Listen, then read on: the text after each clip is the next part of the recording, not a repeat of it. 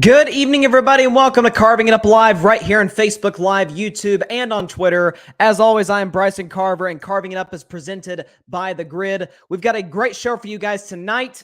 Aaron Judge has made history last night. He had tied Roger Maris for 61 homers. That is an American League record. One more to pass the great Roger Maris, who, by the way, did it 61 years ago in 1961, hitting 61 homers. So crazy how it kind of came full circle there for the Judge, and the fact that it was done by a Yankee, and I can say that as a Red Sox fan. I got to respect it. I'll lead the show off with that.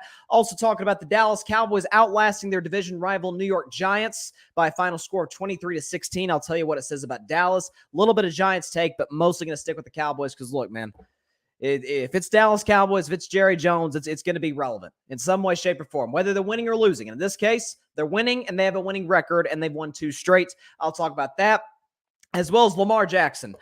Folks, I'm just going to say right now, if you don't get Lamar Jackson, you don't get football. I'll get to that later in the show, as well as the fact that ESPN has my Golden State Warriors finishing in 8th in the Western Conference. Can't wait to get to that. The Warriors disrespect just continues. And at the end of the show, Week 4 in the NFL kicks off with a great matchup between the undefeated Miami Dolphins and the defending AFC champion Cincinnati Bengals. Remember when Burrow and Tua faced off in college, LSU, Alabama? That game was crazy. If I'm not mistaken, I think it was 46-41. That game was in Tuscaloosa. I do remember that. And Burrow had his huge game. It's kind of his Heisman moment. Tua played great in that game as well. It was a great matchup. We can only hope for tonight's game to be half as good as that one, both teams being on a short week. But before we get into any sports, I would like to mention and address, there's obviously something way bigger than sports going on right now in the state of Florida, in the area surrounding it, and that is, of course, Hurricane Ian. Just want to send my best wishes, my thoughts, and my prayers to all the people down in Florida. I was actually talking to a guy today who lives in Miami. Thankfully, he and his loved ones have been unscathed. So it sounds like the southern part of Florida is doing pretty well right now. So, but everywhere else, we lift our thoughts and prayers to, all those people, going through what they're going through with this hurricane. And I'm telling you, hurricanes in Florida are no freaking joke. So again, send the very, very best to all those people down there and hope that they can get back on their feet quickly and that we can, in some way, shape, or form, do our part to help them in that regard. So I never lead my show off with baseball. Certainly I don't during the regular season, but I mean, the only time I ever lead my show off with baseball is usually in the postseason, and it's got to be like a big World Series game or like a Game 7 in the championship series. I talk about baseball in the postseason. I love postseason baseball. And regular season baseball is fine, but I almost never lead off the show with baseball. Heck, I rarely talk about it. But last night, and I can say this as a diehard, lifelong fan of the Boston Red Sox, the great Aaron Judge made history. He tied Roger Maris, 61 homers in a single season. That has not been done in exactly 61 years. Ties an American League record. Here's the call. Here's how it happened by Michael Kay, the voice of the Yankees on the Yes Network. And the 3-2. Drilled deep to left field. This could be it. See ya. He's done it. Number 61.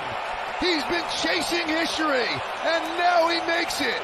He and Roger Maris are tied with 61 home runs, the most anybody has ever hit in a single season in American League history.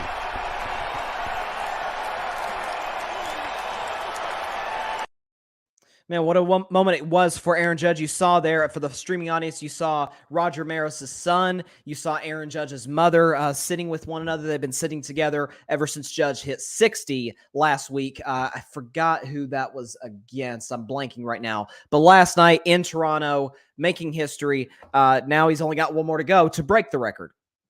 But you know what I think is incredible about this moment? Let's talk about for Aaron Judge, and then we'll sort of get to the broader the broader picture in terms of Major League Baseball. For Aaron Judge, okay, this is a guy who was drafted 32nd overall in 2013 in the draft by the New York Yankees. He did not get called up until very late in the 2016 season. I'm sure Yankee fans remember, I certainly remember, that was not a contending Yankees team. They won about 80-odd games, didn't make the postseason, and Aaron Judge only hit 179. So it wasn't like one of these situations like a Fernando Tatis Jr. or somebody coming on the scene and just like, whoa, or like Fernando Tatis Jr.'s teammate, Juan Soto, coming on the scene, kids 19 years old, helping the Nationals win the World Series in 2019. We're like, good Lord, this kid's talented. He hit 179. He didn't blow anybody away. 2017, and we all know that was his breakout season. He won the Rookie of the Year unanimously, finished second to Jose Altuve in the MVP voting, hit 50-plus homers. But then he dealt with some injuries. 2018, 2019, then you had the COVID year, 2020. And you get around to 2021, and he was an all-star, but Aaron Judge was never a guy who hit for average. He has a chance to win the batting title this year. Now, albeit, it's not going to take much to win the batting title this year. Usually, you got to hit around at least 335, 340. You only got to hit probably 320 this year if you look at the leaders in batting average for Aaron Judge to win that. Obviously, he's leading the league by a country mile on home runs. Kyle Schwarber's in second. I'm not sure Kyle Schwarber has yet hit 40 with the Philadelphia Phillies, okay? So Aaron Judge hitting 61, it's unbelievable. And as great as Shohei Ohtani has been, and obviously we know he won the American League MVP last year with the Angels, as great as what he's doing is, okay, I do think to a certain degree, and he only has so much control over it, but at some point, postseason contention has to matter at least a little bit. Just a little bit. Okay, the Angels are 33.5 games out of first place in the American League West Division. They were eliminated a long time ago from ever getting to the postseason, which they didn't really have high hopes to get there anyway.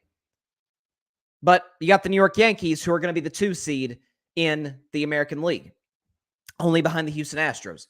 But for Aaron Judge this year, what I think is admirable about him, there's 2 things. Number one, and it actually applies to another athlete that I'm going to be talking about later in the show, that being Lamar Jackson, is that Aaron Judge has offered a big contract. He says, y'all disrespected me. I'm worth more than this. The Yankees disagree. And a lot of people in the baseball media are like, what are you doing? Hey, you're in New York with the Yankees. You're 30 years old. You're going to make $200+ million. You're the face of the franchise. What do you do? He said, I'm going to bet on myself.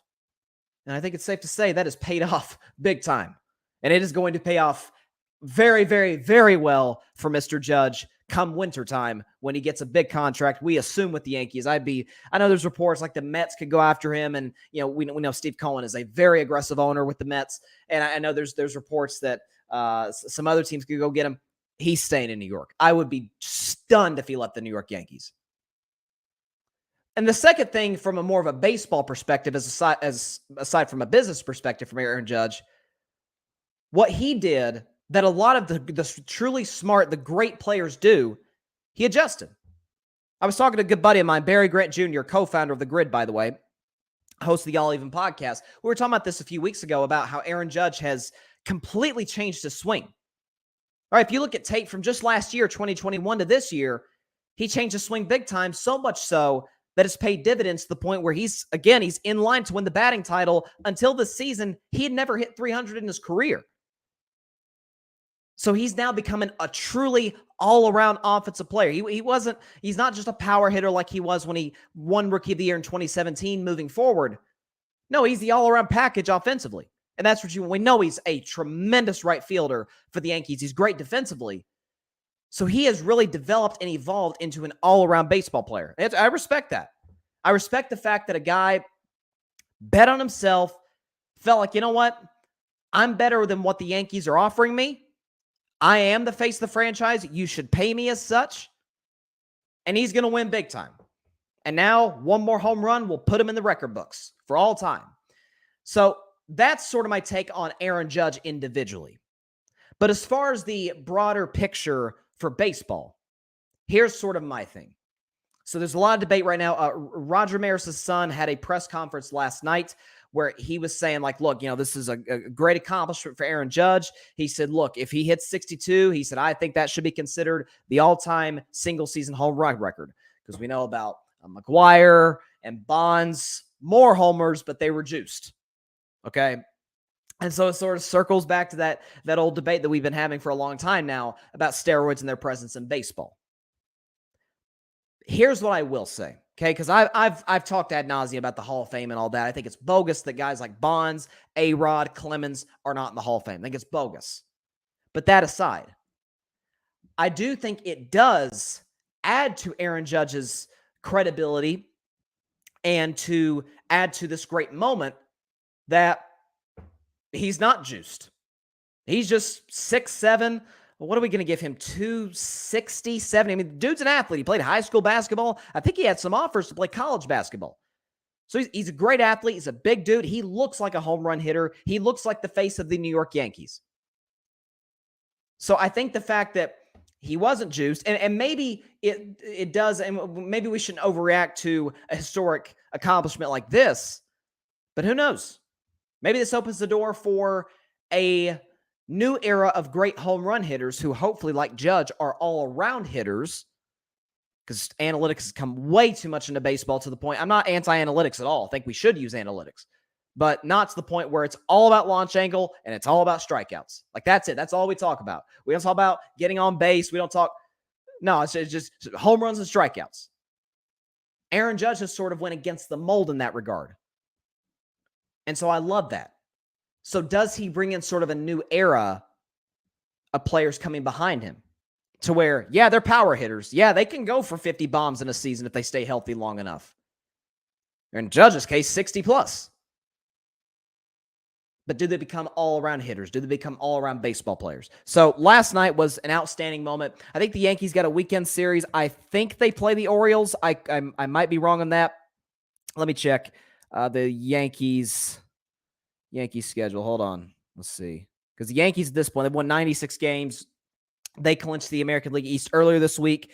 Yeah, they got a 3-game series starting tomorrow against the Baltimore Orioles. It's their last home series of the year. Then they go to Texas to play the Rangers in a 4-game set to close out the regular season. But listen, I think it's only fitting that Judge hit 62 at Yankee Stadium. It's obviously not the old Yankee Stadium, but it's in front of those fans. It'd be a great moment. I mean, you guys know, listen, I'm a Red Sox fan till I take my final breath on this beautiful earth. But I got to give respect where it's due. That was an awesome moment. I think it is fitting that it was a Yankee that tied Roger Ramirez's record. It is in position now. 7 games left the regular season to break it. And I think something too, and we saw this with Steph Curry last year when he was approaching Ray Allen's 3-point record. Certainly, as great as that record was, it doesn't, to me, hold a candle to Roger Ramirez's record, in part because it stood for 6 decades. But you saw when Steph started to get closer and closer, when Steph got to within like 23s away from Ray Allen's record, all-time three-pointers made, he got cold. Like, he went into like a legit slump where it's like, man, where'd Steph Curry go? And it was like, it felt like he was pressing. The pressure was kind of getting to him a little bit. And then finally, it was like this exhale finally when he got to pass Ray Allen at Madison Square Garden. It felt that way for Judge.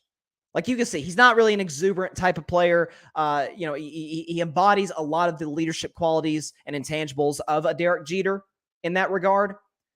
But he hit 60 last week, and then he sat on that for a week. And it felt like at bat by at bat, walk after walk, it felt like, okay, that the pressure's kind of getting to him a little bit. He seems doesn't seem quite as confident at the plate. Not that he totally lost his confidence, but you kind of saw that in his body language a little bit. And so when he rounded third, came home, scored, hugged, I think Aaron Hicks was on deck and celebrated with his teammates in the dugout. It felt like there was almost like this sigh of relief. So now he's got 7 games to get 1 homer to get to 62. Certainly pulling for him to do that. I love seeing history. As long as the Yankees don't win the World Series this year, Aaron Judge can hit 30 homers in the next 7 games. And I won't care, okay? But congratulations to Aaron Judge. What a moment last night. 61 homers. We didn't think we'd see this year for a very long time, but awesome moment for Aaron Judge. Again, 3 Yankees ever have hit 60 homers in a single season. Babe Ruth, Roger Maris, Aaron Judge. What a moment. But again, that is all the Yankees love I'm giving on the show today. Okay, listen, 15 minutes is way too darn long to give the Yankees love. Okay, we're done. It's over. Postseason is next week. My Red Sox aren't in it. Hey, it is what it is. It is what it is. We still got in the National League. To me, the National League is where all the fun is at. Okay, the American League is got, obviously, we got Houston, who to me is the favorite to get out of the American League. And then I think it's kind of a toss-up between Seattle and the Yankees. I don't trust Toronto in the postseason simply because of the fact that they got an interim manager. They've been way too up and down. They've come on as of late, but they've been a little too up and down this season for me to really trust them. Who else you got in the American League? Tampa. Listen, Tampa has a hard ceiling.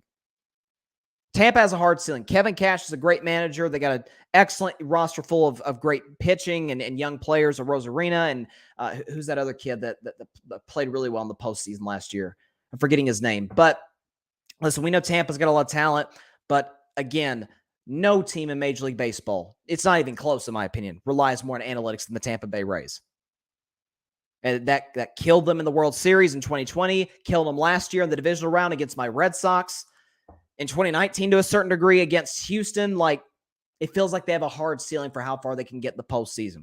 But the National League, I'm watching Dodgers, who, by the way, broke their single-season franchise record for wins, and I'm watching Mets, who, by the way, are in a fight right now to win that National League East division. I think they and the Braves are still tied, if I'm not mistaken, for first in the division. No, okay, I'm sorry, they're up a game on the Braves for the division, and they play the biggest series of the Major League Baseball season in 2022, starting tomorrow in Atlanta. 3-game set, probably to decide the division. Good on Major League Baseball for scheduling this when they scheduled it, because, man, this could be huge. But my guess is the Mets win the division. Listen, I will say this, man. The Dodgers' road to getting to the World Series, and I believe winning the World Series, which is what I predicted before the season started, it's going to be tough.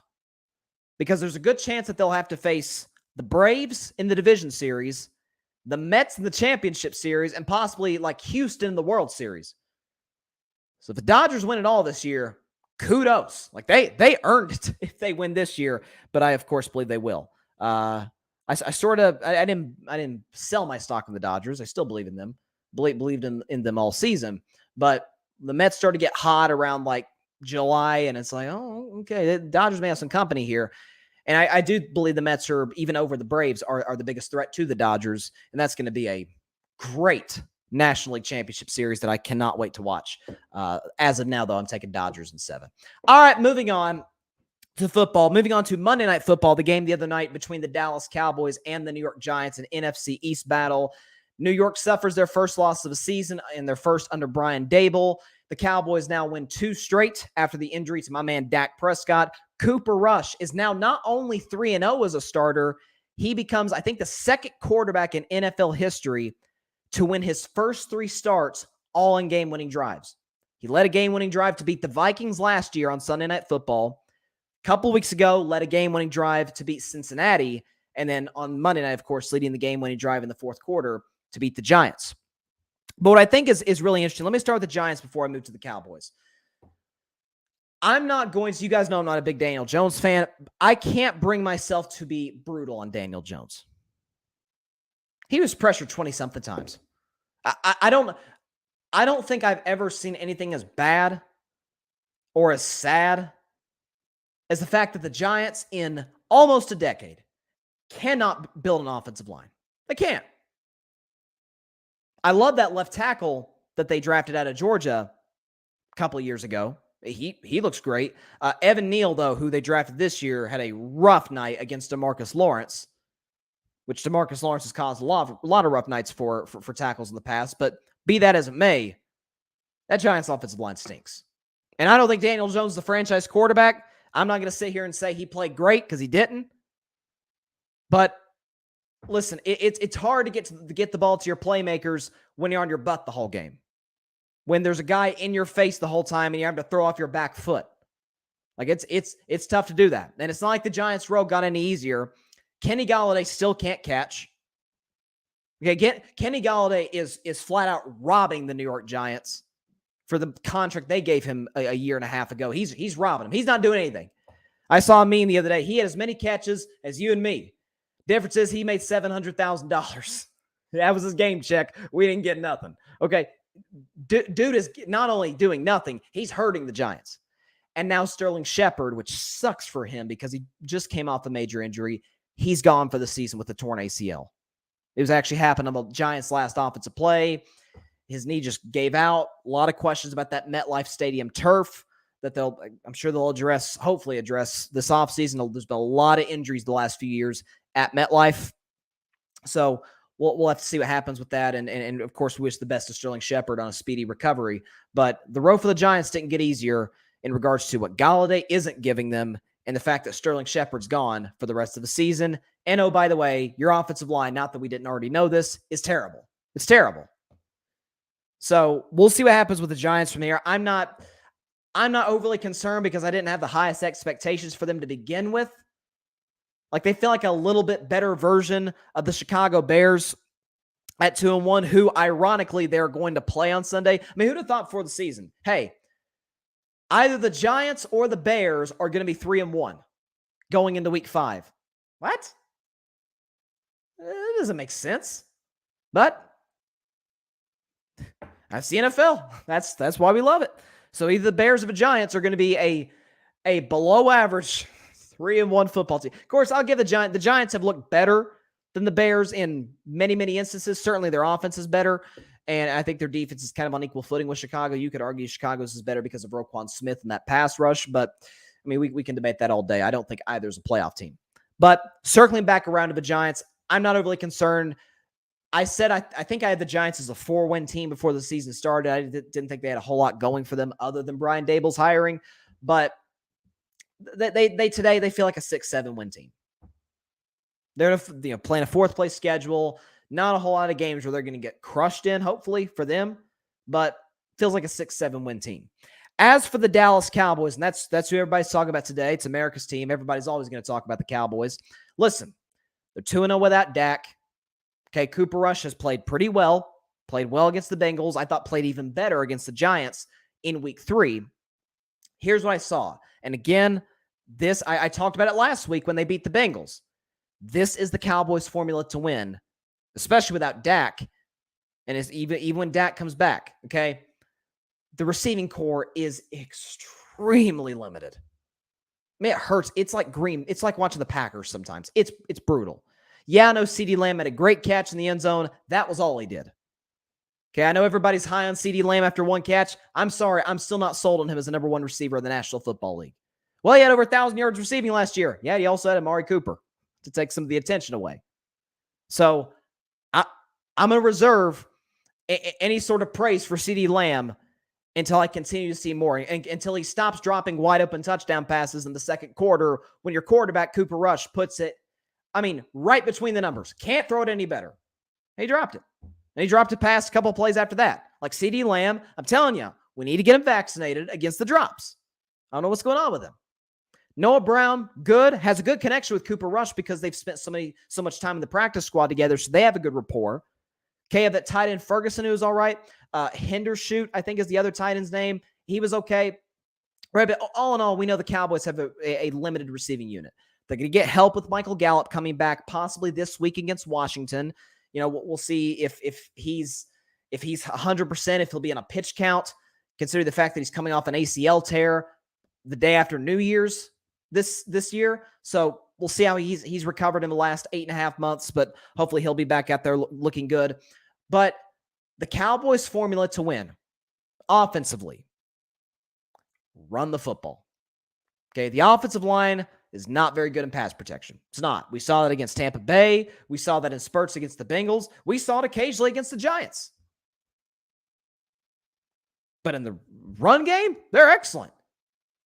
Okay, Tyler Smith, the first-round pick, played really well. My man Ryan Flowers, shout out Clutch Sports Talk. Go check out his film breakdown of the game the other night. He put it beautifully. Tyler Smith was phenomenal, creating big holes, getting out to the outside on any outside runs with Zeke or Tony Pollard. You have sort of a thunder lightning dynamic with those two. Zeke has looked much better than he did at the end of last season. Now, obviously, some of that is fresh legs, being able to recover from what was a torn knee last year. But we knew Pollard was explosive. And we saw that he had a 40-something yard run to put the Cowboys in position to score in the first half. Jason Peters had the block that set it up, putting him at left guard. Jason Peters looked good. So the offensive line of the running game is really good. The strength of the Cowboys, because of their limited receiving core, the strength of the Cowboys is the running game. Okay, like it's sort of Packers-esque. Like I feel like the Cowboys and the Packers are almost the same team. Okay, elite quarterback, really good running back duo, Aaron Jones, A.J. Dillon, again, sort of a thunder lightning dynamic. Okay, Aaron Jones is the home run hitter. A.J. Dillon's kind of the bruiser. Average offensive line in terms of pass protection, but really good run protection and run blocking, and really good defenses, like top 10 level defenses. In the case of the Cowboys, could we argue it's top 5? You could make that case today. Micah Parsons, we know what he is. I think he's going to be the defensive player of the year this year. I predicted that before the season. Micah Parsons is going to be the defensive player of the year, and I would take no further questions at this time. DeMarcus Lawrence had 3 sacks on Monday night. Okay, you had other guys, Dorrance Armstrong getting pressure. Odigizua, who I really, really liked out of UCLA a year ago. He had a good rookie year. He's playing well now. And Trayvon Diggs, I was brutal on him in the offseason. He has taken some big, big steps as a cover corner. Okay, he's not gambling. I called him the Kenny Rogers song, right? The Gambler. You got to know when to hold. I was kind of clowning Trayvon Diggs in that regard. I have not seen him get burnt one time this season through the first 3 games. And quarterbacks have tried him a little bit. And of course, we know he had the game-ending interception Monday night. We know if you put him in position to make a play on the football, more times than not, he is because of his wide receiver background. But he has improved tremendously as an all-around corner, which is a great, great sight for the Cowboys. Okay, and being able to help them. Anthony Brown played okay. Okay, so being able to improve in those regards is going to help the Cowboys moving forward tremendously, especially the way that Trayvon Diggs is playing. The defense as a whole is playing. But I'm telling you, it won't go away. And it certainly won't go away if the Cowboys continue to win with Cooper Rush. It's Jerry started it, and the media is continuing it. At least a large segment of the media is continuing it. And parts of Cowboy Nation is really trying to light this fire.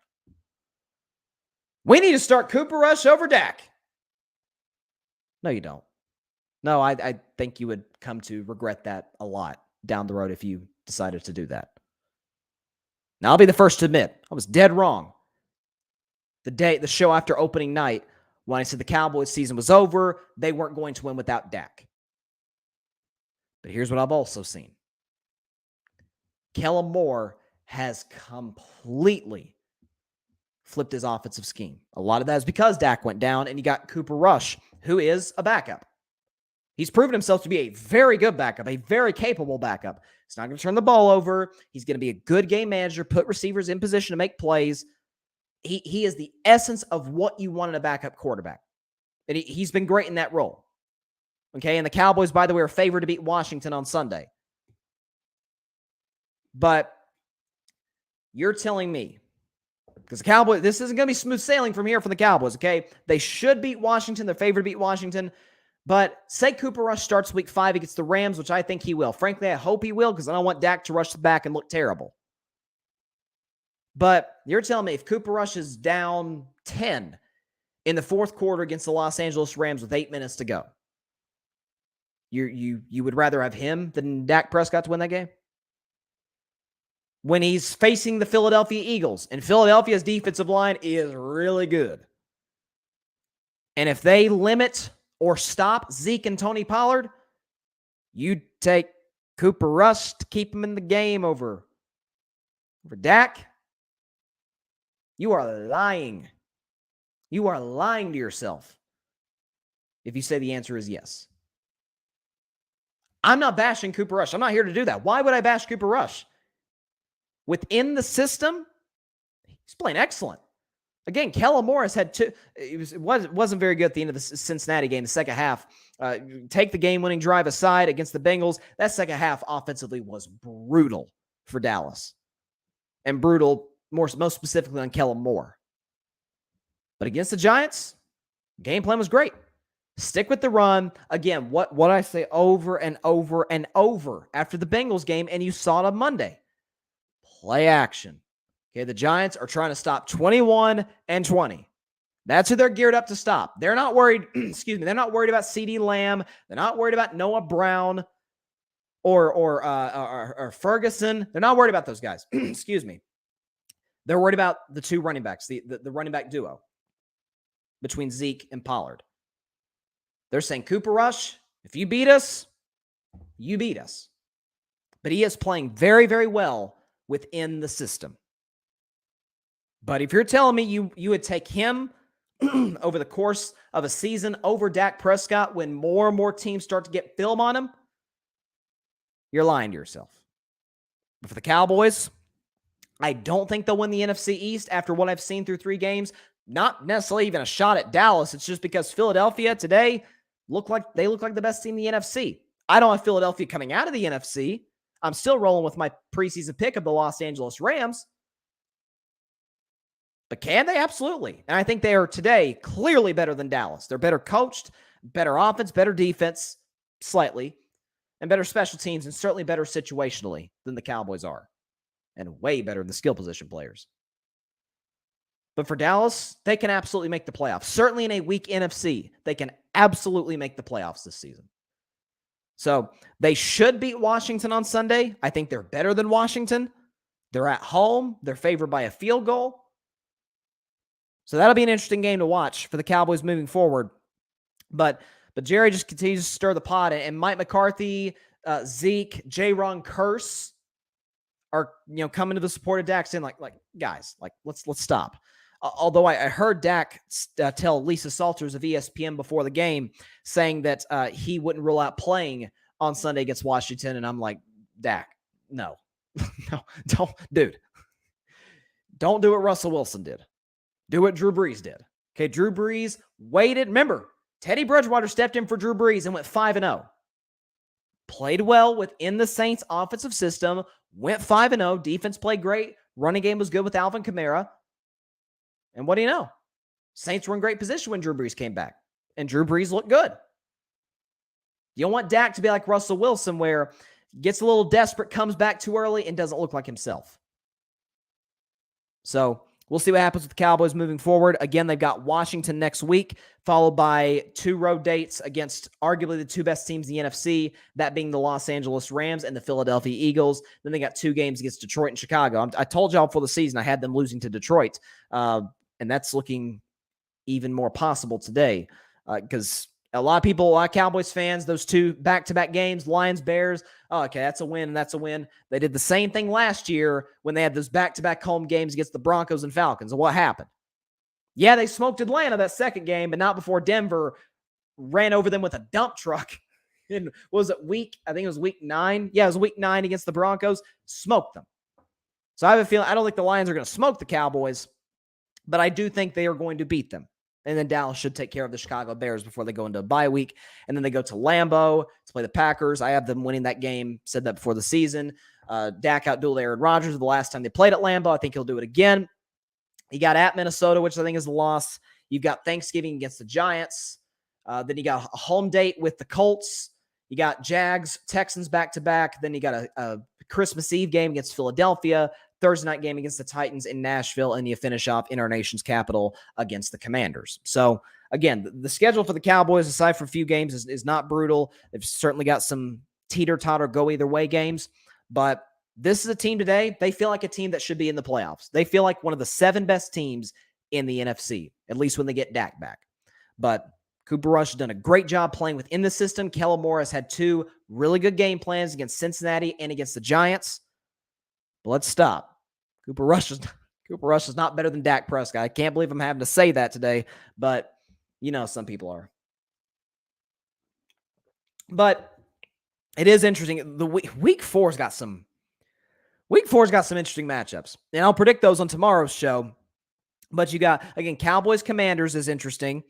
Okay, the Vikings and Saints play across the pond at 9:30 a.m. Eastern in London on the NFL Network. But you got again, I mentioned earlier, Bears Giants. One of those two teams is going to be 3-1. One of those teams is going to be 3-1. 4 weeks in, entering. Actually, I'm sorry. Sunday is October. It's October 2nd. Happy birthday, Dad. But Bears Giants. One of those two teams will be 3-1, which is nuts. Jags Eagles. I can't wait to watch that one. I'm leaning Philly because Philly's better, but I was talking to a buddy of mine about this, that it's interesting. Philadelphia is a better football team, but what these tight games often come down to is situational football, which ultimately comes down to the coach and the quarterback. And I think Jacksonville has the edge in both. Okay, listen, Nick Sirianni's done a really good job. I am not taking him. I know Philly fans are going to hate me for this. Don't really care because I don't like Philly fans that much. Doug Peterson's a better coach than Nick Sirianni. I think we would all agree on that. And I'm sorry, as good as Jalen Hurts has looked, you tell me one game for my life, I'm taking Trevor Lawrence, especially after he's played the first 3 games of the season. He's looked great. Oh boy. See, Grady is the instigator. Grady is the instigator in the comments. He says Cooper Rush is greater than Dak. He's got the greater than sign. See, why you got to do that, Grady? I was in a good mood. I was feeling good about myself, and then he had to come in here with that nonsense. Come on, man. But I know he's being facetious though. It's cool. But you got Jets Steelers is interesting because you got Zach Wilson coming back. He's been cleared to play. So that's a game to keep your eye on. Probably, I think, without question, the best early window game is Ravens-Bills. Because you got arguably the 2 best teams in the AFC facing off. You got the 2 hottest quarterbacks in the AFC facing off with Lamar Jackson and Josh Allen. I'm going to talk about Lamar in just a second. But Buffalo's got a better team. They're at home. I'm sorry. Buffalo's on the road. This isn't Baltimore. But the Bills are still a favorite by a field goal, which is interesting because they're coming off a devastating loss of the Jaguars. Ravens are feeling good. They just beat the Patriots on the road. Ravens feel like they should be 3-0 after blowing a game to the Miami Dolphins. So both those teams got that in common. But that's going to be a very, very fun game to watch. But what else? Broncos Raiders is more interesting than you think. Denver has sucked offensively. There's no other way around it. They have sucked offensively. I blame most of that on Nathaniel Hackett. I think he's in over his head. There's a reason 2 games into his NFL head coaching career, he had to hire a game manager to help him manage the football game because it was so bad through the first 2 against Seattle and Houston. But then they're going to Vegas to play the Raiders, who are 0-3. Raiders could easily be 2-1 or even 3-0. They should at least have one when they just flat out, I don't use this word much, but in this case it applies. They choked against the Arizona Cardinals in week 2. So they're desperate. Again, only, 6? I think 6 teams in NFL history have started 0-3 and made the playoffs. So Raiders want to make it 7. They're the only winless team in the NFL. That's an interesting game. It's a division matchup.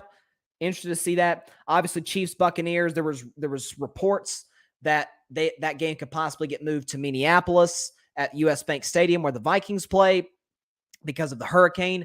But the NFL announced, no, we're going to keep it in Tampa. It's going to be played there Sunday night. Possibly the very last matchup between Patrick Mahomes and Tom Brady. So that's must-see TV without a doubt. And then Rams-Niners on Monday Night Football. That'll be fun.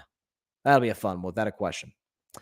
Grady Edwards, Jacksonville is my favorite in the AFC South right now. I think we will see Trevor Lawrence is right about where Josh Allen was year 2 by the end of the season. If he is, I would argue, Grady, he has already surpassed what Josh Allen was year 2. And people forget, Allen had a terrible rookie year. I mean, he's completing like 52% of his passes. It was really, obviously I just mentioned the numbers, really struggling with accuracy. We knew he had a big arm. He was athletic, but that was about all. I feel like a poor man's version of Cam Newton. And then year 2 took a big step forward. Okay, played well, led the Bills to the playoffs. So that very well could be the case, Grady. But I would argue that Trevor Lawrence is better today than Josh Allen was at the end of year 2. And remember, year 3, Josh Allen finished second to Aaron Rodgers for MVP. So is that in Trevor Lawrence's future next year? Who am I to doubt it?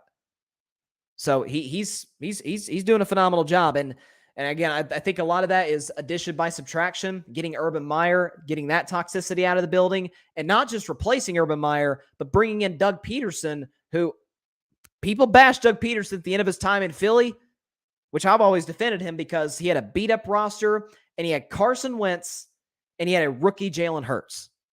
There's not a whole lot you can do to work with in that regard. So, I mean, the man won a Super Bowl with Nick Foles. Not only won a Super Bowl, outgunned Tom Brady in the Super Bowl with Nick Foles. Okay, Doug Peterson's a really good coach, and so he's helped Trevor Lawrence as well as some of the free agents they brought in. Grady, did Vegas hire the wrong guy at the head coach? Also, is everyone crowning Herbert and the Chargers too quickly? They haven't even made the playoffs in the Herbert era yet. Okay, I'll answer the first question about Vegas hiring the wrong guy at head coach.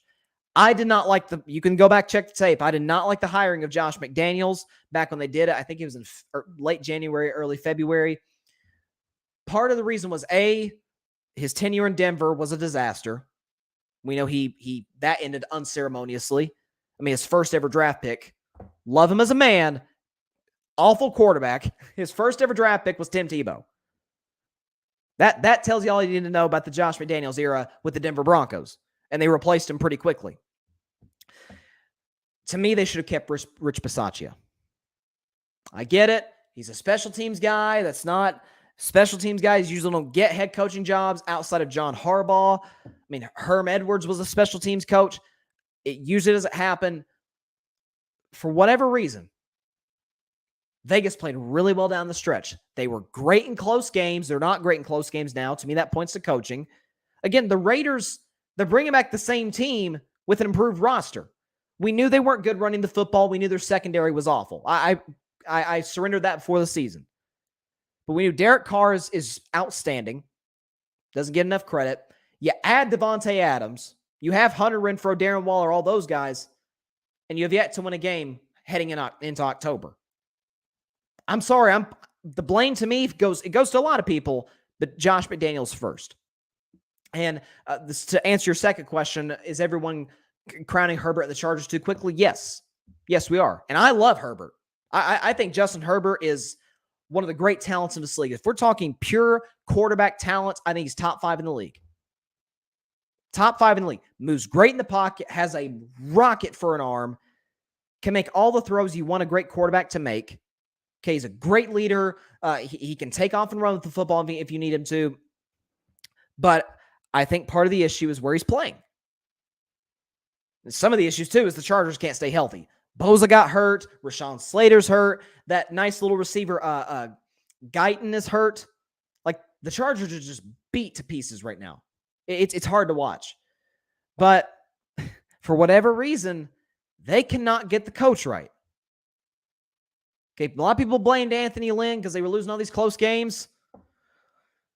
Well, not only are they losing close games with Brandon Staley, but they're losing by 4 touchdowns at home. So I said before the season, I didn't think this was a playoff team despite all the talent, despite adding Khalil Mack, J.C. Jackson, all these guys. And it had nothing to do with Justin Herbert. It had to do with the fact I do not trust Brandon Staley. And I will go back to a report that came out a few months ago that Sean Payton, we know Sean Payton's going to be a coach next year. Sean Payton's coaching somewhere next year. And the reports were he had 3 preferred destinations: Dallas, Miami, the LA Chargers. Now, Miami seems like they're off the table. Mike McDaniel's doing a good job over there. So Mike McDaniel's not getting fired after this year. Dallas, I think Mike McCarthy's done after this year. I think that if he becomes available, if Sean Payton is available for the Chargers and they don't make the playoffs this season, then they'll fire Brandon Staley. So do you want to go to LA, where they spend big on free agents, where they draft really well, and you have a superstar quarterback, and you get to decide everything in terms of personnel, coaching, all that you want, all that you had in New Orleans? Or to Dallas, where you've got the quarterback, you've got Micah Parsons and Trayvon Diggs and company defensively, but you have no power outside of coaching. Because that belongs to Jerry Jones, and it will belong to Jerry Jones, until Jerry is no longer the owner. It just is what it is. That's the reality of the Dallas Cowboys. He's going to LA if it's between those two. At least I'd be shocked if he didn't. And John says, yeah, he says it's coaching. Yeah, I agree. Again, I think the Vegas Raiders, just like the Broncos, their biggest issue right now is coaching. I think just like the Chargers, their biggest issue is coaching. So would it be all that shocking in a division with all 4 teams have elite quarterbacks? What's the tiebreaker? Chiefs have Andy Reid. I picked the Broncos not only to win the division, but to win the whole thing, to hoist the Lombardi trophy. And it's not looking so good today. I still have confidence in Russell Wilson. I still have confidence in their playmakers offensively, but they're going to need to get a lot sorted out if they want to get anywhere near a Lombardi trophy. But as they used to say when he was in Seattle, in Russ we trust. We're going to stick with Russell Wilson. Let's ride. All right, shifting now to another, and this is going to offend some people, but I'm sorry, an elite quarterback, and that'd be Lamar Jackson. Folks, if you don't get Lamar Jackson, you don't get football. I can't help you. I don't know what more this guy has to do. I really don't. To convince people, yeah, this guy's one of the top guys in the league. Maybe it's because he's unconventional. Maybe there's sort of the Giannis Antetokounmpo effect to it, to where Giannis, or even the Steph Curry effect. Giannis and Steph Curry don't look like the typical NBA superstar. Okay, one's big, strong, great defensively, but okay handler of the basketball, isn't going to blow you away. He's not going to cross you over. He's not going to shoot over you. He's not always great at the free throw line. And then you got another guy who's 6'3", not in any way physically dominant, can shoot the lights out of the ball, can cross you over, but he's not going to dominate you physically. And yet those are the 2 best players in the NBA. With Lamar Jackson, it's a little bit of the same. Doesn't have a cannon for an arm, doesn't have the arm of Herbert, Allen, or Mahomes. He runs around a lot, but there's plenty of guys in the NFL that are successful without having even close to the speed of Lamar Jackson. Tom Brady and Aaron Rodgers. Okay, they don't run around a whole lot.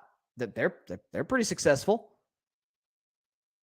And you have also the sort of dynamic of, can he win in the playoffs? Can he come back from deficits? Can he win in a shootout? Well, as I've detailed thoroughly and ad nauseum over and over on the show, he's answered the question about, can he win the playoffs? He's done that. He went on the road, won a playoff game in Tennessee. I think he's going to win at least one playoff game this year. Lamar Jackson can win in the playoffs. Let's stop that. Can he win from a double-digit deficit? Yeah, he can, because he did it twice last season against elite teams. Okay, can he throw it accurately and consistently? Yeah, he led the league in touchdown passes the second year in the league. And now this year, Lamar Jackson, the guy who I have been lectured for a very long time saying he can't throw, he can't this, he can't. Here's what I know he is. He's leading the league in touchdown passes. He's second in QBR. He's first in passer rating. Call me crazy. That's pretty good. He's also only thrown 2 interceptions through 3 games. He has 12 total touchdowns if you include his rushing yards. And right now in Las Vegas, he's the favorite to win MVP, which, by the way, would be his second MVP. I don't know what more we need to see. If you're asking him to win a Super Bowl, okay. But just because, are you telling me that the barrier separating him from winning a Super Bowl, or separating him from being an elite quarterback, is whether or not he wins the Super Bowl? Because to me, that's ludicrous. Allen hasn't won a Super Bowl.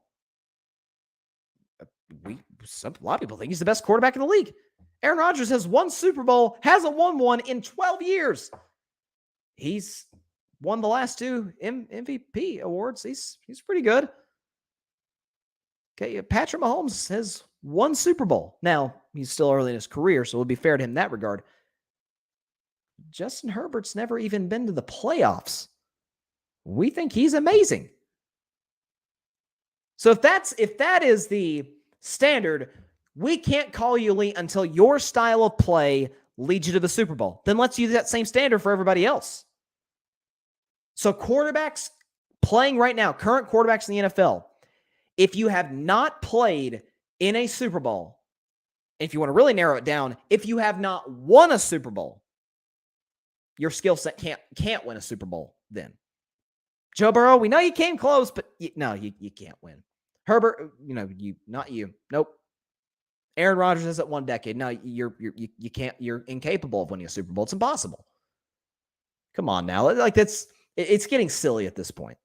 If you don't get Lamar Jackson, if you don't get what he brings to the table as a runner, as a thrower, as the leader of that locker room, I don't know. I don't know. Every question that has ever been asked about him, aside from winning a Super Bowl, which I don't know if you heard, only one team does that per season, he's answered all of them. Can he win games in the league? Yeah. Can he win with his style of play? Yep. Can he throw the ball accurately? Yep. Can he win in the postseason? Yep. Come back from double-digit deficits? Yep. Win shootouts? Yep. I sound like E40 right now. Yep. I mean, I don't know. I don't really have any other explanation at this point. If I have to convince you he's good, I don't know. You're watching a different game than I am. Because what I'm seeing Sunday in and Sunday out is a guy who is worth every penny that he's asking for. Every penny. He's asking for the Deshaun Watson contract. You're telling me you pay Deshaun Watson before you pay Lamar Jackson. Let's just take Deshaun Watson's off the field stuff. Let's just put him to the side. What did Deshaun Watson accomplish that Lamar Jackson hasn't? Name one thing. They both won a playoff game. Deshaun has never won a road playoff game. Lamar has. He's never won an MVP. Lamar has. He's never led the league in touchdown passes. Lamar has. He hasn't won a whole lot of shootouts. Lamar has. He's worth every penny he's asking for. Just like I talked about with Aaron Judge in the first segment, good for Lamar Jackson. Again, knock on wood he stays healthy because, man, that'd be the worst thing ever if he bets on himself, doesn't have a long-term contract, and he has some sort of terrible injury. So, again, we wish the very best for him staying healthy. But, man, this is a guy that's easy to root for. He's easy to root for. Good dude, plays his butt off. He cares. That's the thing about Lamar Jackson. You don't see a whole lot of great players. Sometimes, well, not great players, but really talented players.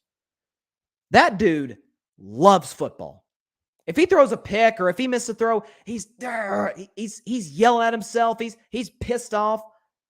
Guy loves football. Puts in the work in the offseason on his body and his game. Watches film. Is coachable. He's everything you want in a franchise quarterback. Just because his style of play doesn't look the same as everybody else doesn't mean it can't be great. I think you're seeing this. I'm starting to come around on Jalen Hurts. You guys know I wasn't terribly high in Hurts. Here's what I do know. His style of play, his leadership has the Philadelphia Eagles with a 3-0 record. He is the number one reason Philadelphia's 3-0. And Lamar Jackson is the number one reason, despite all the Ravens' flaws in the secondary, despite, we're not talking about this enough, a very limited receiving core. Lamar Jackson's number one receiver is Devin Duvernay. Ever heard of him? He's got Mark Andrews. We get that. But as far as receivers specifically, Devin Duvernay is his number one guy. And he's making that work. So, yeah, he is. Vegas got this one right. Vegas rarely misses, and they didn't miss in this case.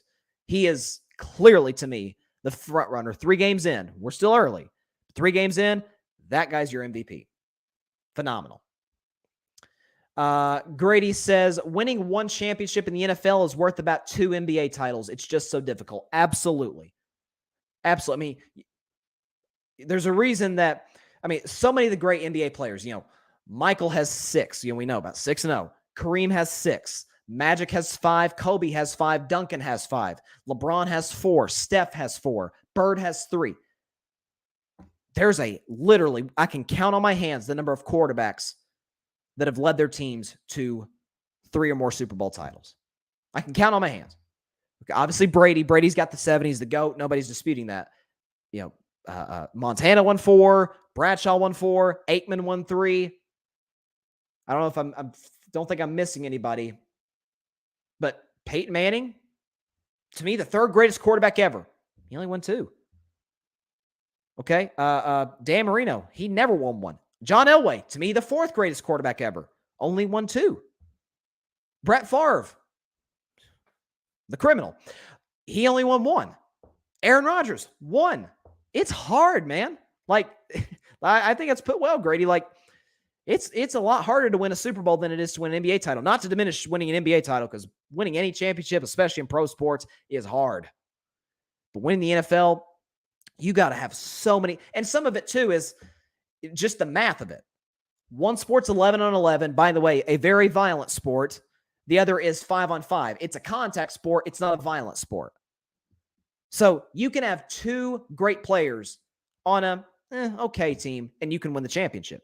It's not the case in the NFL. If you have 3 great offensive players, unless one of them is the quarterback and a bunch of jags, as I call them, just a guy, everywhere else, you can't win a Super Bowl. Like, it's darn near impossible. Let's see. Grady says, even if Rodgers only finishes with 1, we'll remember him as an all-time great who was the champion. We're just so hard on him because he plays in the Brady era. Yeah, and that's the thing with Rodgers. You guys know I'm tough on Aaron, but the thing with him is, and he does play in the Brady era, so that's part of the reason. I mean, kind of going back to the Michael Jordan, because Brady is the Jordan of the NFL. A lot of NBA greats were denied winning titles because of Michael. You know, most notably John Stockton and Karl Malone. Okay, Magic Johnson was denied 6 titles by Michael Jordan. Okay, a lot of other great players. Reggie Miller. Who else? Gary Payton ended up winning with the Heat, but at the time, Gary Payton didn't win 1 in Seattle. Clyde Drexler didn't win 1 in Portland. That's Michael. Charles Barkley never won a championship. All-time great, one of the 50 greatest players ever. So you can certainly make that argument, but what I would also say is, despite, and I get, I've always defended Aaron in this regard. His 2 head coaches have been Mike McCarthy and Matt LaFleur. It's not exactly Andy Reid. Okay, we're seeing Mike McCarthy getting exposed the last 3 years in Dallas, and Matt LaFleur, anytime he has to make a big call in the game, it always flunks. But in the last few years, he's had the defense. He had Devontae Adams. He had the running game. He had other good targets like Marquez Valdes-Scantling, who's gone now. Couldn't make it happen. He had the opportunity to beat Brady in the NFC Championship game at home and couldn't make those big plays down the stretch in order to win it, despite Brady playing terrible in the second half of that game. So it's not like Aaron hasn't had his opportunities. But no question, he'll go down as an all-time great. He's no question one of the 10 greatest quarterbacks ever. I don't even think that's a debate. I think he's got the highest passer rating in NFL history. That should count for something. Okay, he has won 4 MVPs. But yeah, it's circling back to what we were talking about. If you don't think Lamar Jackson's great, man, I can't help you. I can't. The guy is just, he's remarkable. He's truly one of the great players in this league. And that sort of moves me now to the NBA. Only NBA topic of the day. We're going to have a couple tomorrow on the show. So ESPN did this sort of algorithm thing. The guy's name, Kevin Pelton. He's an ESPN analyst. He released the results of his model of how the NBA season, by some sort of math or metrics, is going to play out. The Golden State Warriors. May I remind you, and I'm wearing the hat to back this up, the 2022 NBA champions. Just 3 months ago, they were holding the Larry O'Brien Trophy. Kevin Pelton says they're going to finish 8th in the Western Conference. Yeah. I don't know what it is about ESPN. It's not a shot at their network, but it is a shot at their network. I don't know what it is with the continued Warriors hate. I mean, don't forget that they had the Warriors at the All-Star break they had the Utah Jazz with a better chance to make the NBA Finals at the All-Star break last year than the Warriors. Okay. They had, coming into the finals, They gave the Boston Celtics an 86% chance, and the Warriors a 14% chance of winning the finals. I didn't know that the Warriors were playing all of the Celtics greats. I didn't know that they were playing. They went back in time and got prime Bill Russell and Larry Bird and Kevin McHale, and they got Ray Allen and Kevin Garnett and Paul Pierce. I didn't know they went back in time and got all those guys and brought them back. And Steph Curry, broke his ankle before the finals. I didn't know that. I didn't know that. Gave the Warriors a 14% chance to win the finals. And just recently, like I talked about last week, they said Steph Curry is the 5th best player in the NBA. And now this. ESPN has the Warriors as the 8th seed in the West. The Warriors players, starting with the emotional leader of the team, Draymond Green, famously said after the championship, as a matter of fact, it was repeated in words that I won't repeat on this show by former President Obama to Steph Curry. What are they going to say now? I got to give the media credit. They're still saying crap. They still throwing stuff out there. As if this team wasn't just the last team standing. If you don't pick the Warriors to win championship, that's fine. I'm not criticizing you. And listen, man, there's tons of contenders. Bucks can win it. Celtics even now, obviously Udoka being out for the season, that hurts the Celtics a lot. I really like Philadelphia this year. Don't discount Miami. Okay, and now in the Western Conference, the Clippers can win it. Maybe the Nuggets sneak it. There's plenty of contenders. Phoenix could get back to the finals again. But they're essentially saying the Warriors are going to win 40-odd games.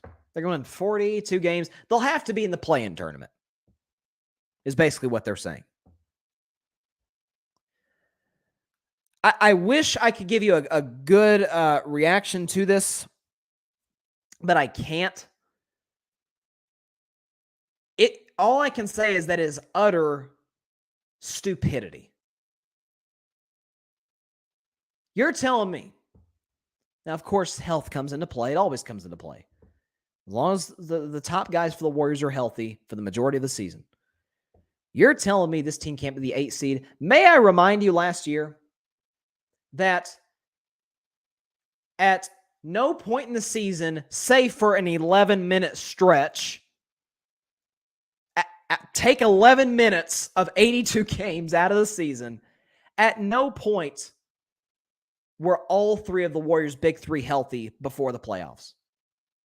Because Klay came into the season hurt with the Achilles. By the time the Achilles healed and came back, Draymond hurt his back. By the time Draymond's back healed, Steph had an ankle injury. And they finished as the 3 seed. All that, they finished, only 2 games finished better than the Warriors. And both were healthier. That being the Suns and the Grizzlies. But you're telling me they're the 8th seed this year. It's just like what I said when they ranked Steph 5th as the 5th best player in the league. When they said Jokic is better despite the fact that he gentleman swept Jokic. They said Embiid was better despite the fact that Embiid's never been to a conference finals. They said that Doncic was better despite the fact that he gentleman swept Doncic. I said, well, guess we're going to have to remind him again, right? That's fine. Oh, I forgot to tell you. ESPN also said, or not ESPN. ESPN did a poll of their experts, I say in quotes, of who the favorite is. They polled 15 people. Who the favorite is to get out of the Western Conference. 8 people voted for the Los Angeles Clippers. 3 voted for the Warriors. Listen, the Clippers, to me, are the Warriors' biggest threat in the West. They are. Healthy Kawhi, healthy Paul George. You added John Wall. You made some other good moves. And Ty Lue is a great coach. But you're saying, essentially, they've got a more than double the shot that we do, almost triple the shot that we do to win the West? Really? Okay, all right. I just want y'all to stand on that. I just want y'all to stand on that, as Draymond Green would say, when we're back at the Warriors Invitational come early June. We'll get there late May, but when it actually starts in early June, the Warriors Invitational, also known as the NBA Finals. Back to what I briefly mentioned with Brett Favre and Grady Edwards commented. He said, appreciate the sentiment on Brett Favre. He's one of my all-time favorite players, and I hope he's still able to come back and become a better man. But my gosh, what he allegedly did is evil. 100%. What he did. And the more, what's crazy is it sounds awful on the surface, and it actually gets worse the more you read about it. The money that he stole from the people of Mississippi. It's sick. It's disgusting. And I mean, the fact that it took the media as long as it did to cover it says a lot. I mean, listen, we know Brett Favre is the media darling, and he's on the Wrangler commercials, and he's on the Copper Fit commercials with Jerry Rice, and everybody loves Brett Favre. And a lot of that had to do with, rest in peace, the great John Madden. Loved Brett Favre. He played in the Midwest, the Packers, historic franchise. We get that. But dude has a shady history off the field. Let's keep it. Dude has a shady history off the field. We won't get into the stuff with the Jets or at the end of his tenure in Green Bay, but he's not exactly the role model that people make him out to be. Let's just put it at that. Grady also says, ESPN makes some lists that make me think they do it on purpose to get us talking and bait us, which they do. And if so, Grady, I took the bait, and I blame myself for that. And Grady says Russell Westbrook sitting y'all home in the first round. Okay. Yeah. I bet I think they had the Suns as the 1 seed, which, hey, I mean, that's not crazy talk. The Suns were the number 1 seed last year. They made the NBA Finals the year before that. If you want to say the Suns win the 1 seed this year, okay, knock yourself out. I don't totally disagree with the possibility that could happen. They had Denver 2, which I like Denver this year. That feels too high. I think the Warriors are better. The Clippers are better. The Grizzlies are better. And I feel like it's Denver, Nuggets, it's Phoenix Suns kind of, I would take Phoenix today over Denver, but you could probably convince me into Denver. A lot of question marks with the Nuggets. And then they said the Pelicans as the 3 seed. Now, I think the Pelicans will make the playoffs. I think they got a great future. Willie Green, by the way, part of the Steve Kerr coaching tree. Coached with the Warriors for a little while. Willie Green's done a great job there. You get a healthy Zion Williamson. Brandon Ingram had a great year last year, was an all-star. You got, what's his name? CJ McCollum, who just signed an extension coming back. He gave this team a great boost. Excellent veteran leadership. Some of the young players they have. Okay, they got some really, really good players in New Orleans. 3 seed over the Grizzlies, over the Clippers, over the Warriors. Yeah, y'all tripping on this one. But yeah, I guess it's just a typical ESPN list too, as Grady says, to get us talking. But hey, it is what it is. We got a football game tonight, and it's an interesting football game. It's an AFC matchup between the Miami Dolphins and the Cincinnati Bengals. So without further ado, folks, let's predict this sucker. So you've got the Dolphins coming in at 3-0. Shocking a lot of people, right? They beat the Patriots in week 1. We kind of expected they would, but they made a remarkable comeback on the road to beat the Baltimore Ravens. And then last week, despite offensively having the ball for 19 minutes. Think about that. For 19 minutes, the Dolphins had the ball, and they still managed. And by the way, had the most embarrassing special teams play in a long time with the butt punt. They still managed to be arguably the best team in the NFL, the Buffalo Bills. Miami's sitting at 3-0, going on the road to take on the defending AFC champs Cincinnati Bengals, who got a much-needed win on the road against the New York Jets after dropping their first 2 against the Steelers and against the Cowboys. But here's what I think is really interesting in this game, because this really feels like a go-either-way game. By the way, Cincinnati is favored -4. It's been going back and forth, 3.5, 4. Right now, I've got it as 3.5. But here's what's interesting, and it's sort of a subplot for this game. A lot of trash talking between Eli Apple, the corner for the Bengals, and Tyreek Hill, the star receiver of the Miami Dolphins. Now we know. I'm going to say it right now. I think most of you agree with me. I don't care that he's an NFL player. Eli Apple trash. He trash, okay? He gets burned every week. He's put any slightly above receiver against Eli Apple, they gonna burn him. He got burnt in the Super Bowl, got burnt in the AFC Championship game, got burnt in the divisional round, got burnt against the Raiders, the wild card. Eli Apple's not a good corner. And so he's gonna be matched up possibly against one of the top 5 receivers in the NFL, Tyreek Hill, and certainly the fastest player in football, being Tyreek Hill, or Jalen Waddle, who's one of the fastest players in the league. So you got sort of that subplot. They're going back and forth. But also, I think is interesting, and what impacts a lot of these Thursday night games is fatigue. Okay, these teams just played 4 days ago. Okay, they're tired coming into this one. Differences for the Dolphins. Obviously, they're the road team. Again, they're 3-point dogs. Their defense was on the field for 40 minutes. That's a lot. And I watched last night in the NFL Network. They ran a rerun of the game between the Bills and the Dolphins, and I watched it, especially the fourth quarter. When that clock hit 000, those Dolphins players just collapsed on the field. Like, they were gassed. And who wouldn't be after playing 40 minutes in 90-degree weather? Also, by the way, playing one of the best offenses and best quarterbacks in the league. And now they got to face Joe Burrow with Jamar Chase and T. Higgins, and you got to stop Joe Mixon in the run game.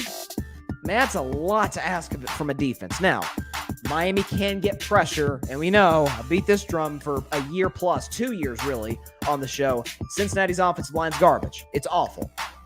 So that will keep Miami in the game for a while. I do think that Jalen Waddle and Tyreek Hill make a lot of big plays. Two will put them in position to make plays.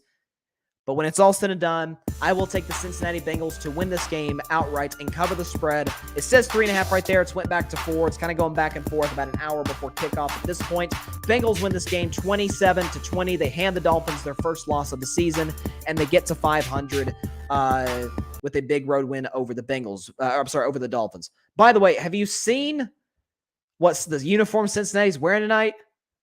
Man, you want to talk about drip? They call Joe Burrow, Joe Burr with numerous R's. I guess Joe Burr. I can't roll my R's today because I'm hoarse. But they call him that because he had that, he had that icy suit against the Chiefs in the AFC Championship game. Man, I think these uniforms just beat him out. For those of you that haven't seen it, it's a white uniform with the black stripes and a white helmet with black stripes. Because we know the Bengals helmet, it's orange with black stripes. It's white with black stripes. Man, these uniforms are cold, bruh. They're amazing looking. So I think, listen, as the great Deion Sanders once said, if you look good, you feel good, you're going to play good. So I think that comes into effect a little bit for the Bengals. Nothing against the Dolphins uniforms, obviously not. They got very good uniforms. Man, these are something else. Let's see. Got a couple comments here from Grady, a couple questions. He says, do the Lakers offload Westbrook at some point this season? Depends on how he starts. If he looks like the Westbrook of last season, they'll probably dump him 2 weeks in, to be honest with you. Because nobody's trading for that contract, even if it is for 1 year. Even if it is to sell tickets. Nobody's trading for that contract. Even the Pacers, okay? A lot of Lakers fans think the Pacers are really dumb business people because they assume that, hey, just take a Westbrook and a couple picks and, we'll give you our best 2 players, Buddy Hield and Miles Turner. Like, no, that's not how it works. A trade's got to work for both teams. That's how it works. We do these fantasy trades and all that. It's got to work for both teams. But I said about a month ago, I didn't think Westbrook would be a Laker on opening night. Looks like that's not going to be the case. Looks like he's going to be on the roster. But when you add Dennis Schroeder and when you add Patrick Beverley, who, let's be honest, the gap between Westbrook and those two is not, a few years ago, it'd be the Grand Canyon. Today, it's not all that wide. But it is all dependent on how he plays. I have a hard time believing that Russell Westbrook has now, in year 15, improved. And his basketball IQ has improved after 14 years of seeing the same old thing, playing 1,000 miles an hour, out of control. Now, in his prime, at his prime athletic ability, that was great. Won a lot of games with the Thunder and with the Rockets and at times with the Washington Wizards. But now his athleticism has waned. We have always known he's a bad shooter. We just, the world got to see he's a bad shooter because he played in the purple and gold. But again, Grady, I think it's all dependent on how he plays. And Grady says, Lakers fans, send Westbrook and a pick to the Warriors for Wiggins. Let's start Bob Myers. If I'm Bob Myers, I'm answering that call, and I'm going to say, let's start with no, and then we can work from there. Yeah. I've seen that too, Grady, on the internet, and I've seen that about the Andrew Wiggins to the Lakers rumors. Guys, if he stays in California, he's staying in the Bay Area, and he's not going to the Kings, okay? He's not going to the Sacramento Kings. There's a possibility Wiggins leaves this offseason if the Warriors don't extend him or sign him in free agency in 2023. He ain't going to no Lakers. Come on now. By the way, do Lakers fans forget that there's this thing called cap space? And Wiggins could command a lot of money this offseason. And Grady asked, do you think Tua will be a decent fantasy quarterback this season? I got Brady and Cousins. They've been hit and miss. Picked up Tua. I would start Tua over Brady. While the Bucs receivers are out, while the Bucs offensive line is beat up, I mean, Brady is, I think he's thrown 2, is it 3? Let's see, 1, 2. I think Brady's thrown 3 touchdown passes in 3 games. And he's completing under 60% of his passes. Now, again, some of that is beat up offensive line and really beat up receiving core. Again, Russell Gage is your number one guy. That tells you where the Bucs are at. Julio Jones hurt. Evans got suspended, so he's coming back, which is huge for Tampa. And Godwin's hurt. So, I mean, they had to sign Cole Beasley off their practice squad after just recently signing him the week prior. But today, I think Tua will be a decent fantasy quarterback because of the weapons he has. I mean, it's hard to not be successful when you have Tyreek and Waddle and Gesicki and Cedric Wilson. Like, if you can't make those guys work, bro, just be a backup quarterback. Like, you can't make anything work. So, good pick. I can't believe that in your league, Grady, that Tua was still available. So good pickup by you. All right, that is all the time we have for today's show. Appreciate everybody stopping by as always. Be sure to catch Carving Up Live tomorrow at 6 p.m. Eastern, 3 p.m. Pacific time on Facebook Live, YouTube, and Twitter. Also, be sure to catch the Carving It Up podcast on the Grid Network. Again, subscribe to the Grid Network on YouTube and on all podcasting platforms, particularly Apple and Spotify. And right here on Carving Up, on the Carving Up podcast YouTube channel, like, share, comment, and most importantly, take 2 seconds out of your day and hit that big red subscribe button. It helps the channel grow exponentially. Have a great evening, everybody. Enjoy some football tonight. See y'all tomorrow. God bless you all. Peace out. Gotta tell the truth on Brady, y'all. Gotta tell the truth. Thanks so much for watching the show on YouTube. Be sure to click that big red subscribe button and go check out the other clips and full shows of Carving It Up Live. Have a blessed day.